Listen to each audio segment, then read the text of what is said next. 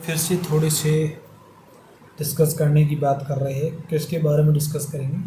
Part 2 के revision के बारे में, कुछ चीज़ें रिवीजन की बची हुई उनके बारे में। ठीक है वैसे क्वेश्चन ज़्यादातर तो रिवीजन पहले करा और पार्ट 2 का फिर से करा देता हूँ।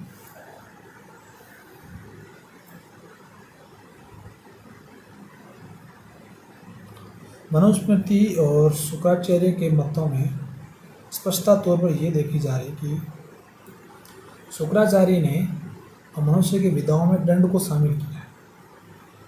मतों में मनुस्मृति और दंड को चौथे विधान के फोर्थ विधान में शामिल किया है। ठीक है, और यहाँ पर देखो शासन नीति जो है वो पर्याय है किसका? धर्मशास्त्र का। और धर्मशास्त्र किसका पर्याय है? शासन नीति का। धर्मशास्त्र और अर्थशास्त्र भी एक दूसरे के पर्यायवाची है। ये भी आगे अर्थशास्त्र वाला जब पढ़ा तब मैंने बताया था। नीति शास्त्र, धर्मशास्त्र समाज का घोतक है, समाज इसको आसानी से समझ पाता है। उत्तर वैदिक काल के अंदर ज़्यादा फैला था, फिर धीरे धीरे करते करते विचारधारा और आगे बढ़ी, तो यहाँ संहितात्मक रूप से उभर के सामने आया था उत्तर वैदिक काल के अंदर ये चीज़। ठीक है, और बात करूँ यहाँ पर इसकी बारे में डिस्कस करना है। देखिए यहाँ पर नैतिक अनैतिक, बुराई अच्छे के बीच का पॉइंट है। नीति शास्त्र के अंदर नी शब्द का अर्थ है कि ले जाना, और शास्त्र का अर्थ है विधान, विज्ञान या अध्ययन। और यहाँ पर देखो सही मार्ग की ओर ले जाना ही अर्थ नीति शास्त्र है। कामकंद ने और शुक्राचार्य ने शासन नीति को और धर्म शास्त्र को या राजधर्म राजशास्त्र को उपयोग ना करके नीति शास्त्र को अधिक सम्मान दिया था। कामकाद ने नीति शास्त्र ही कहा, शुक्राचार्य ने कहा कि दंड नीति का संशोधित रूप, दंड नीति का संशोधित रूप शुक्र नीति, दंड नीति का संशोधित रूप ही शुक्र नीति है।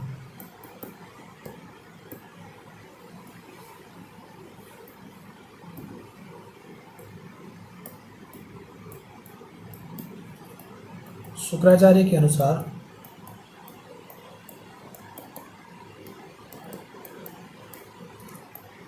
दंड नीति का संशोधित रूप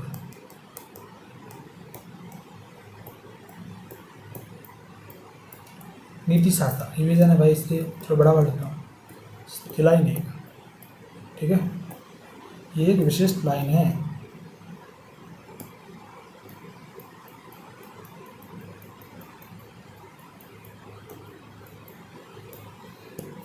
ठीक है,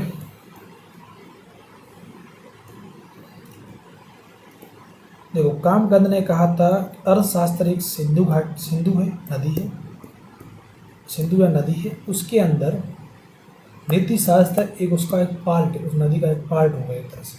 कथाओं के द्वारा राजनीतिक तंत्र का विस्तार कहलाता है पंचतंत्र। ग्रंथ कौन सा था? महाभारत के अंदर इसका उल्लेख है पंचतंत्र का, और धर्मशास्त्र से ही इनडायरेक्टली संबंधित है, और अर्थशास्त्र और नीति शास्त्र से भी संबंधित हो सकता है। पंचतंत्र में अर्थशास्त्र और नीति शास्त्र एक ही माना गया है। ठीक है, दंड नीति का एक ग्रह है, उसके अंदर देखिए अधिक ज्ञात शास्त्र में राजा और लोक कल्याण का शासन है, अर्थ और धर्म का शास्त्र है।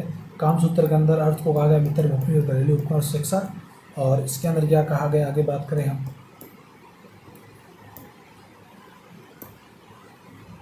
धर्मशास्त्र, अर्थशास्त्र, ये सारा हो गया। और ये हो गया इतना जल्दी, बस इतना ही था।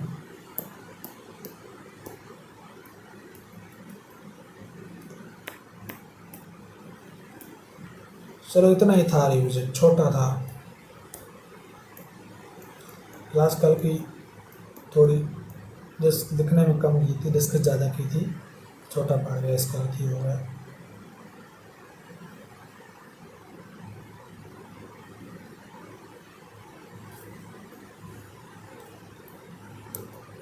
तो कुछ पार्ट्स बने हैं, 4 पार्ट्स तक चलेंगे, तो इसको बंद कर देंगे, सेकंड चैप्टर स्टार्ट करेंगे।